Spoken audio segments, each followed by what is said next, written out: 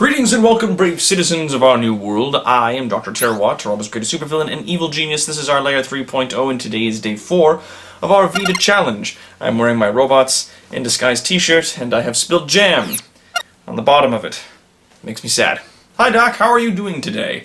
Not great, Cat Monroe. I am so tired. I woke up today and I had energy, and I was like, yeah, I'm gonna do it. I'm gonna get a whole bunch of things done today, and I built myself a big old list of stuff to get done.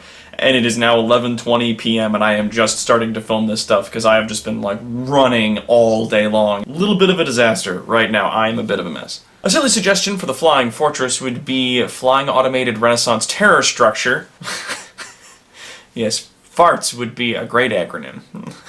What's up, Doc? So my question is, will you only be answering text questions, or would you be open to answering questions presented in the form of video? Also, what could be more intimidating than a flying castle named Bob? I'm not going to be accepting any questions in video format right now. When we're doing Questions Friday stuff going forward after this, then I think videos might work out, yeah. Any favorite podcasts? And how about Castle Terrawat? Ooh, that's not a bad name. And I'm kind of ashamed to admit that I don't watch any podcasts. I listen to Terrible Warriors a bit. There's a lot of channels and a lot of content that's online that a lot of people consume that I just don't have time for in a day-to-day thing. I'm usually just way too busy doing too many other things. For the 16, 18 hours that I'm awake, I have no downtime, usually. So I have no option to sit down and try and, consume content. I'm going to make this easy. Favorite anime? Ooh. Favorite anime? I really liked Steins Gate, for obvious reasons. Attack on Titan, I'm a huge fan of, and I can rant about that, and I might rant about that again on, an episode sometime in the future. Steins Gate, Attack on Titan, do rah rah rah right now is huge amounts of fun for me to watch. There's lots of anime that I watch and absolutely love. Greetings, Dr. Terrawat, it is I, Garbolus the Mutant. I am pleased that you have returned. I know we do not have the same goals, but I do respect you. I will kill all of you pesky humans. I have set up 5 mutagenic bombs around the city. You have 4 hours to disarm them. How do you find and disarm them all? You mean these?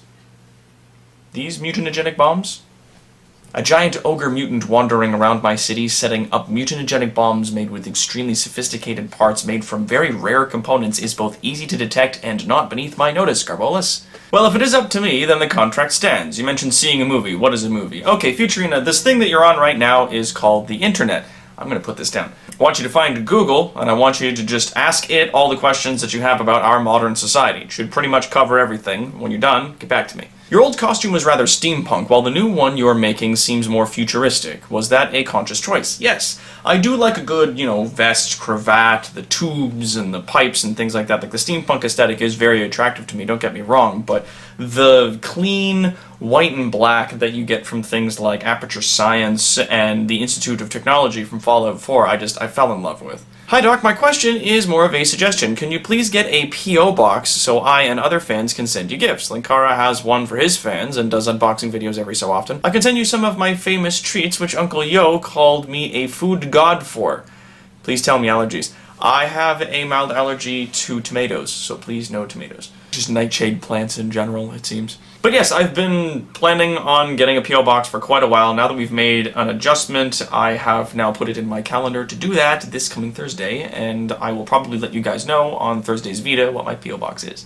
Gotta try this question again, as I'm really adamant of getting an opinion here. A long time ago, there was a scientist going by the name of Dr. Steele. Dr. Phineas Waldorf Steele. He was working towards what he called a utopian playland, which in essence was a world where everyone's chief priority was to have fun. See more information here. My question is, do you think Dr. Steele's idea was a good one, and why? I liked Dr. Steele's idea. I mean, a lot of the solutions that he had was basically put all of the citizens in a place where they can just kick around and have fun and relax, and then have robots do everything else. And I love the idea, don't get me wrong. But I believe that human beings need to constantly be a part of the theater of industry. So the parts of the world where we're building things and we're working on stuff, we need to have human beings a part of that. We need to have our fingers in all those pies constantly. I liked Dr. Steele, and I miss him. I hope he's well. And then we got 2 questions asking if I'm coming back to Terrible Warriors. The answer is, yeah, I hope so. I mean, they seem to love me over there. I've been working with Justin and Steve and Cassie, doing lots of other really cool projects. So I don't see there being any other reason I'm not going to be coming back. I think there was discussion of me being a part of some kind of Sailor Moon thing, playing Tuxedo Mask, I don't know.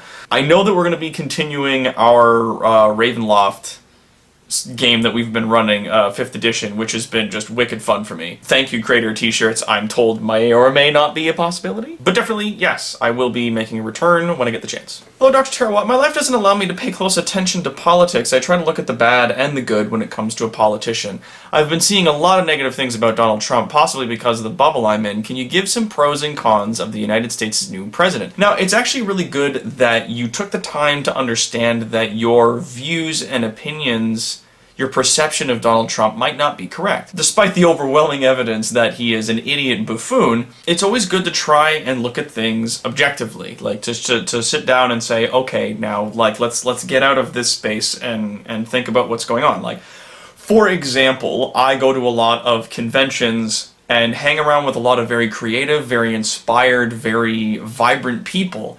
And as such, it has skewed my perception that that's what a lot of people are like. It turns out that is not the case.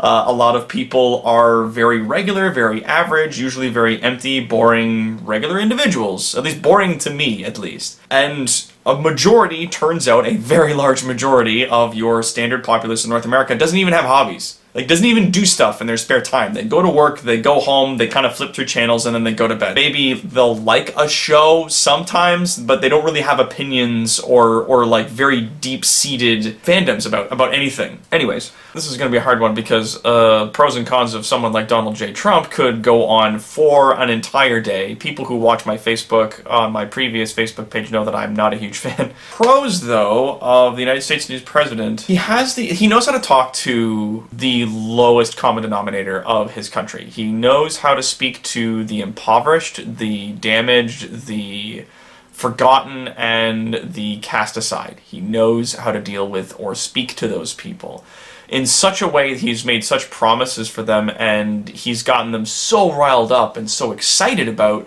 him being president that they are literally willing to defend him no matter what he does. This is a man who was accused of, of sexually assaulting children on one occasion. Like, all the awful things he said about women, all the awful things that he said and done to people in general, like, it's insane just how bad of a businessman he was and how terrible a person he is just in general, and then the staff that he keeps and just everything, pile. But he knows how to talk to people so that no matter what he has done, no matter what he will do, these people will defend him to their dying breath. And then he says one thing one day, says the opposite the next day, and those people don't pay attention because he knows they won't. Greetings, Dr. Terawat. Do you have any open positions within your organization that could be filled by somebody stuck on the eastern side of the Atlantic? My services are, of course, free of charge. Yeah, after VEDA, we're going to be, during this month, we were restructuring and rebuilding a lot of stuff on this end with the whole move, but we are going to be setting up things like Henchmen programs and lots of other cool stuff for people to get involved with, so stay tuned for that, probably closer to the end of the month, if not after April. It is on a list, though, don't worry. Okay, please may I cut your hair? Short answer, no. Long answer, no! Last VEDA, you mentioned your favorite past-gen console was the GameCube, one of my favorites as well, but I got a very late follow-up question to that. It doesn't necessarily have to be from the GameCube, but what was your favorite game you played on previous gen consoles, not including PS3, Wii U, 360, etc.? Well, that does, as you say, rule out the Dark Souls trilogy, Bloodborne, Demon Souls, even Infamous and Infamous 2 were some of my favorite games of all time. For obvious reasons, running around shooting lightning, Those games aside, though, one of my favorite games to memory, was Legend of Zelda Wind Waker.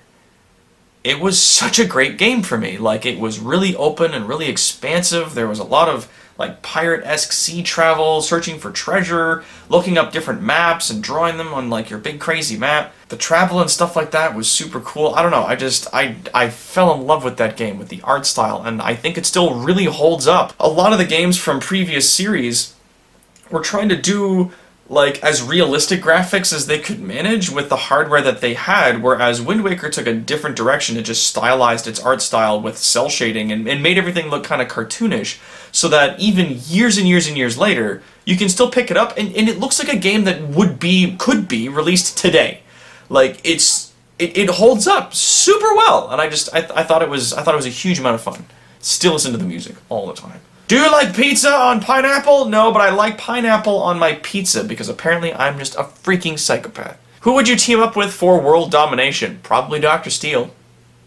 I got to see some of his team workers. I never got to meet him in person, but I saw him do some stage performances online, and I got to meet some of the people working tables for him at events like Anime North, and he seemed like a really cool guy.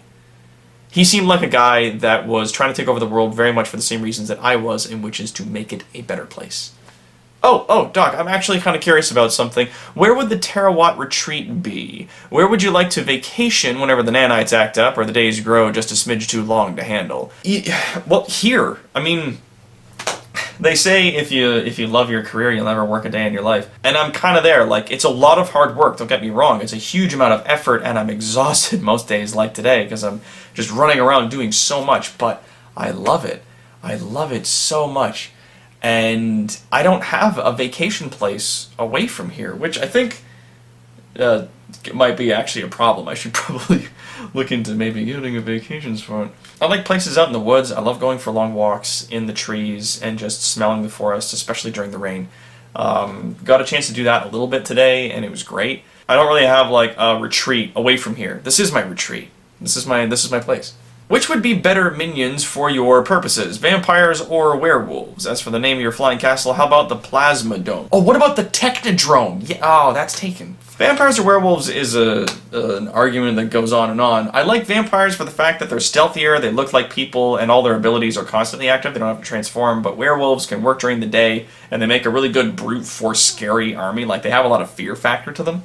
Hard to say. Depending on the situation, stealth, vampires, brunt force like infantry, werewolves. What are your plans for any government installations kept hidden to the public, i.e. Area 51, assuming that exists? Would you reveal and repurpose them as a sort of educational theme parks to enlighten future generations, or keep them secret and utilize their resources to further the betterment of the world? Well, it depends. I mean, I'm very much a person for transparency. I love being open and honest with the people that I'm governing because I think secrets are an absolutely silly thing.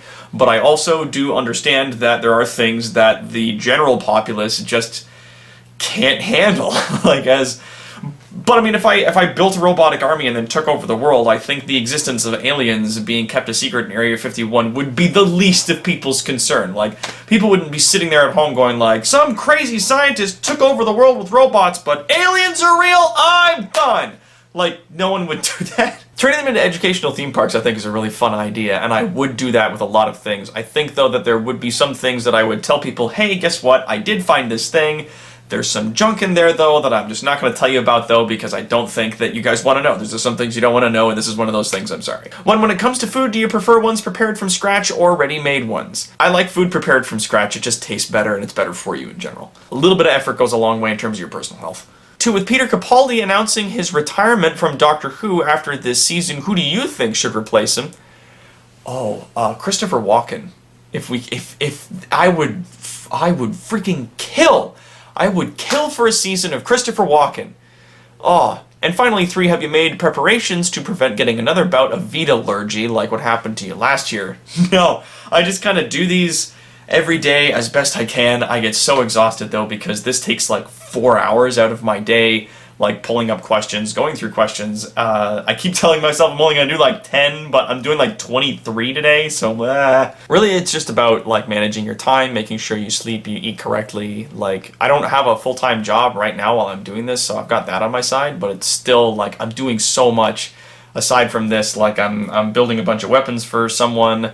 I'm doing like video editing on a couple of things. I'm doing video editing on some other things. Like, I've got so much on my day-to-day schedule. It's crazy. So did the Savage Bandito ever scrape together his tech to make you a pair of water gloves, or did you just make your own orange soda dispenser? I just went out and bought some orange soda. I love orange soda. Oh wait, I have a name for your flying castle. Neverland Castle. That's actually pretty good.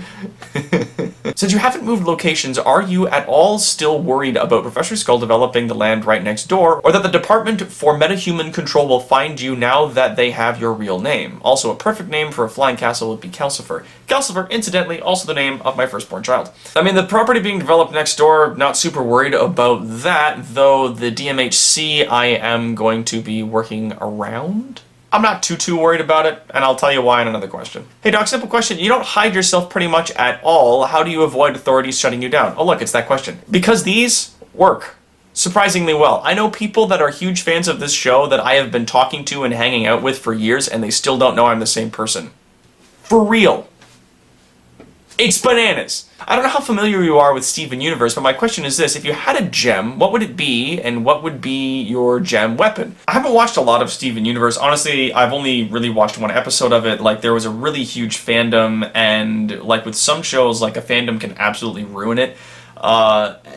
And I just, like, I saw a lot of people were getting really excited about it. They were getting really big and really into watching this, and I was like, okay, maybe this is something I should look into. But then I noticed that a lot of groups of people that were really excited about it were very, like, SJW, Tumblr-esque groups of folks, and I was like, okay, well, I'm going to watch an episode, and I did, and it was about a group of, like, different sized, different bodied, different gender, different sexual orientation women with superpowers and one bumbling idiot child. Like, I get it, men are dumb, great, okay, like, and I've since had people like D20 Love tell me that that's not what the show's about, but in the earlier episodes it is very much what the show's about, that I just need to give it a couple more episodes and it picks up and it gets really cool.